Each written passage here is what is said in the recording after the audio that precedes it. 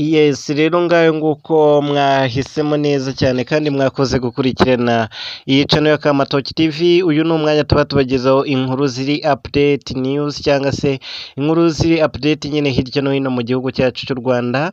Uyu ni umuhanzi uzwi nka Israel Mbonyi mu ndirimbo zo kuramya ndetse no guhimbaza Imana. Ubundi uyu muhanzi nagakunzwe kuvuga cyane mu binyamakuru cyangwa se mu itangazamakuru cyangwa se ku mbuga nkoranyambaga, ariko munyemerere uyu munsi tugaruke kuri uwo muhanzi Israel Mbonyi. Umuhanzi Israel Mbonyi rero nyuma y'igihe kinini cyane akaba ari umuhanzi wagiye ukora amahit atandukanye, ariko akabigira ibanga cyangwa se nagaruke ku byo akora cyane, ntibikunde kuba byavugwa kuri we cyane, ahubwo ibikorwa bye bikaba ari byo byivugiraga. Israel Mbonyi rero uyu munsi nibwo hasohotse amafoto atangaje, haba ku mbuga ze za Twitter cyangwa se ku rubuga rwe rwa Instagram, ubwo hasohokaga ifoto yanditseho ati thank you my life cyangwa se my love, nyine ubwo yashimiraga umukunzi we.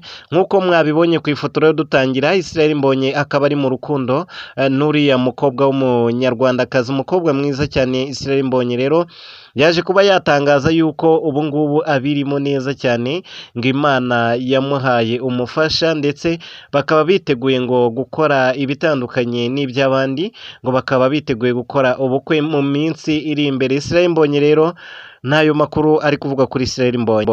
Kandi nkwibutse yuko rero dushobora kugenda tukugezaho inkuru ndende ubaye uzishaka kuri umuhanzi Israel Mbonyi. Israel Mbonyi ubundi ni muntu ki, avuka hehe cyangwa se afite imyaka ingahe? Icyo nakubwira cyo Israel Mbonyi ni uko ajya gutangira umuziki atarazi yuko bizakunda, cyangwa se ntabwo yihaga icyizere, cyane ko n'umubyeyi we ari we papa we ataramushyigikiye muri bino bintu bijyanye n'ubuhanzi. Ubwo yajyaga kuri kodinga zimwe mu ndirimbo ze, Israel Mbonyi ubwo yajyaga kuri kodinga indirimbo ye, rwose iwabo yagendaga mu ibanga ku buryo iwabo babaga batabizi, maze aragenda atangira indirimbo ze zose kuzirikodinga, harimo number 1 ndetse n'iyo bitaga ku mugezi cyangwa se ku migezi. Nyuma y'ibi ngibi amaze kuzirikodinga zitarasohoka, Israel Mbonyi yahise ajya gukomereza amashuri ye yisumbuye ku mugabane wa Aziya, aho yari agiye kwiga kaminuza ariko akayigira mu gihugu cy'Ubuhinde. Israel Mbonyi rero bidatinze yafashe rutemikirere maze yerekeza mu Buhinde, asiga za ndirimbo ze zitarasohoka cyangwa se ngo zitangire gukinwa ku maradiyo. Producer wakoze zino ndirimbo akimara kumva ubuhanga bukubiye muri zino ndirimbo, yatangiye kugenda asohora za ndirimbo za Israel Mbonyi gakeya cyane, maze indirimbo zigeze hanze zikundwa n'abantu batari bakeya.